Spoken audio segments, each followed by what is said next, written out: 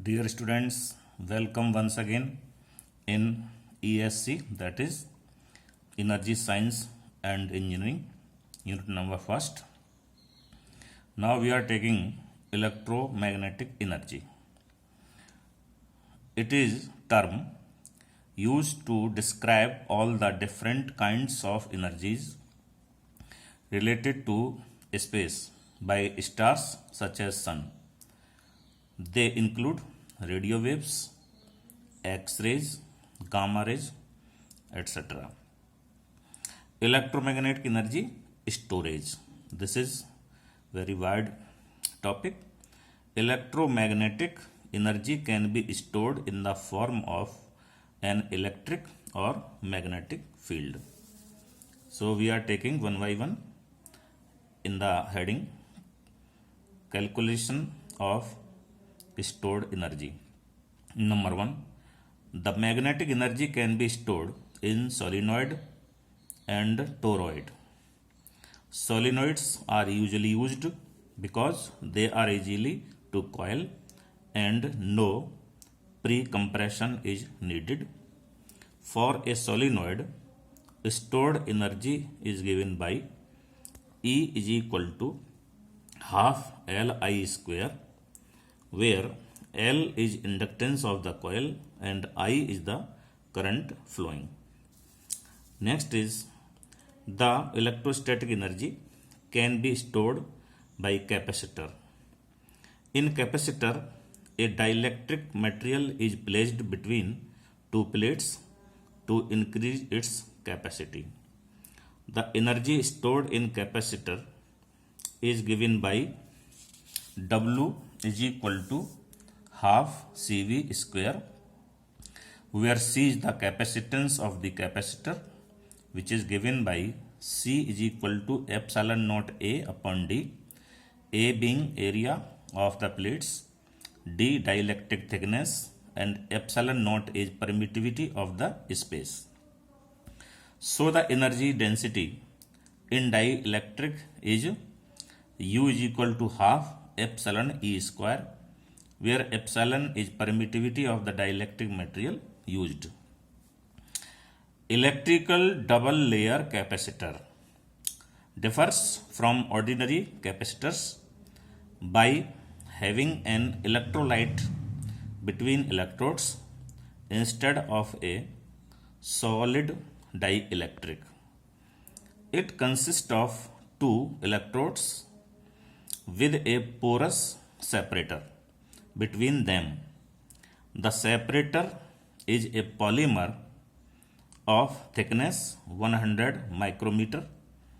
The double layer capacitors are also known as super capacitors or ultra capacitors due to their very high capacitance compared to other capacitors. So I can try to clear the concept of electrical double layer capacitor. 1 and 1 metal electrodes, 2 and 2 porous carbons. Number 3, it is the polymer separator, and this figure A is in the case of uncharged position, and in second when it is charged V is greater than 0. So 1 are the metal electrodes, 2 are the porous carbons, and this charge is accumulated on the plates. So this is the case of charge capacitor.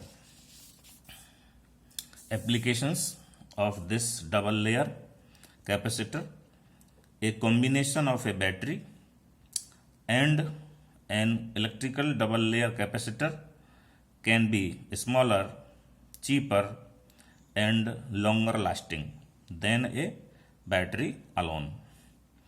The next storing device is superconducting magnetic energy storage, SMES. In these systems, energy in a magnetic field is created by the flow of direct current through a superconducting coil. The features are their primary advantage compared to other types of energy storage is their very short reaction time and ability to produce high power for short period. Next, superconductors are of two types. Number one, low temperature superconductors. Their critical temperature is minus 253 degree centigrade. And second, high temperature superconductors. Their critical temperature is minus 140 degree centigrade. Now we come to the electromagnetic energy conversion. So we have the four Maxwell's equations. Divergence E is equal to rho upon epsilon naught. It is Gauss's law in electrostatics. Divergence B is equal to 0. It is Gauss's law in magnetics. Curl E is equal to minus del B upon del T, Faraday's law of electromagnetic induction. And curl B is equal to J vector plus del D vector upon del T. It is Ampere-Maxwell's law. The electromagnetic energy conversion is crucial in many applications, that is important in many applications such as energy harvesting, non-linear optics, solar cells, etc. All visible and invisible energy travel in the form of waves called the electromagnetic energy. And last, radio stations change sound to electromagnetic wave, and then radio receiver changes the electromagnetic wave back to sound wave again, and this process is modulation. Thank you so much.